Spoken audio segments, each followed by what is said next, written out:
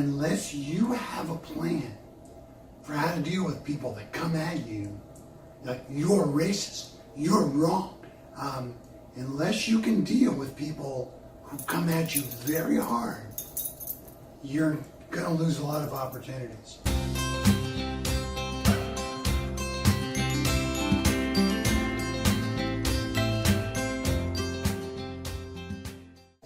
Welcome to Thoughts Matter. My name is James Barrow, host of this show, and today joining me is Martin McCorkle, who is a favorite guest of mine and a very good friend. Woo!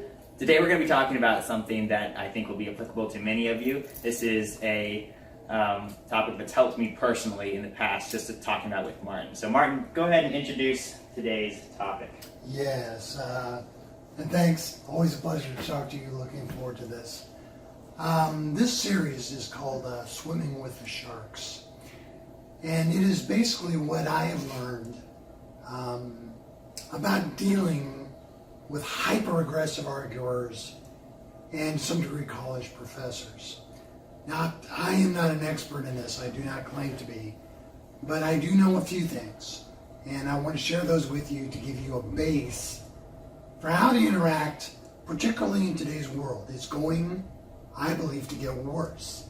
And unless you have a plan for how to deal with people that come at you like you're racist, you're wrong, unless you can deal with people who come at you very hard, you're going to lose a lot of opportunities.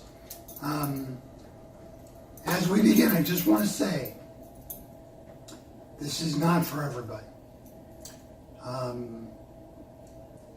I've always thought it was interesting that some Christians become lawyers because they want to protect the defenseless. Other Christians are pacifists. And I think both are great. Some of us, and I'm kind of this way, are fighters verbally. I don't like when truth or God or defenseless people are put down. And I want to fight back. And so if you lean that way, join me and we'll learn some things together. So we're going to get in the water and we're going to swim with sharks.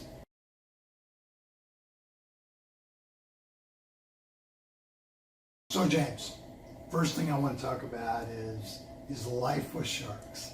How do we live in a world where if you say something against somebody politically, you may hear, well, you're just a racist. Or if you bring up something about Christianity, people might just say, well, you're just wrong. How do you live in this world? I want to give people some ideas. First, it is very important to understand, particularly for those of us who are believers, that public and private discourse are different. Okay. In other words, there's the way you and I talk together.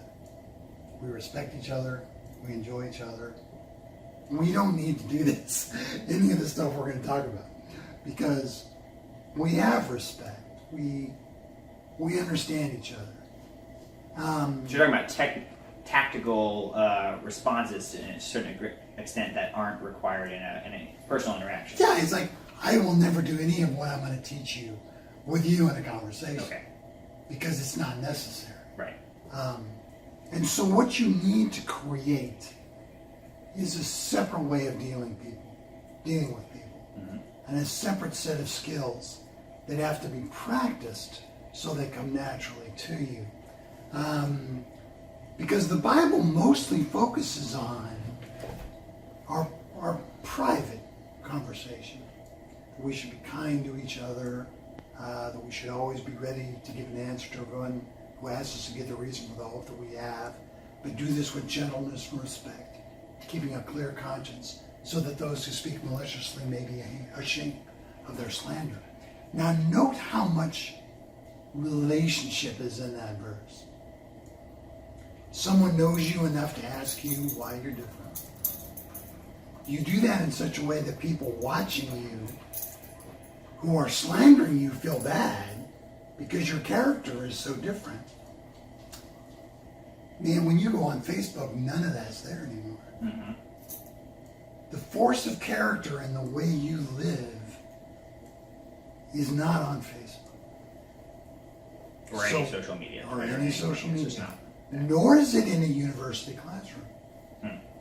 You go into a university classroom, you're one in the class, maybe one or two of those people go to other classes, but there's very little character.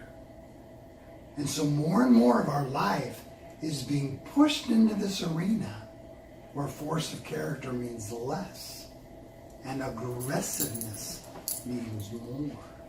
Okay. So that's just another way of saying you need to come up with a separate way of dealing with these problems. Because the old way, or I don't know how you want to describe it, doesn't work when force of relationship is not present.